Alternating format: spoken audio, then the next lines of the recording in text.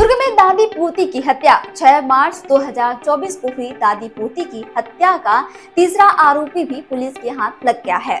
मुख्य आरोपी चुमिंद्र निषाद जो नाबालिग लड़की का बॉयफ्रेंड था। दरअसल आरोपी का मृत नाबालिग लड़की से अफेयर था और आरोपी की सगाई हो चुकी थी और ये बात लड़की को नहीं पता था। जब यह बात नाबालिग लड़की को पता चली तो उसने अपनी सहेलियों से अपने बॉयफ्रेंड और उसके परिवार को बर्बाद कर देने की बात कही थी।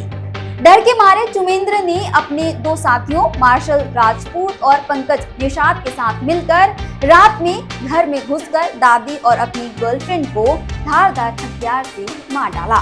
पुलिस ने पूछताछ की, फिंगरप्रिंट लिए और ब्रेन मैपिंग के बाद सभी आरोपियों को गिरफ्तार कर न्यायालय में पेश कर जेल भेजा गया। छत्तीसगढ़ से जुड़े और अपडेट्स के लिए आप देखते हैं वयम छत्तीसगढ़।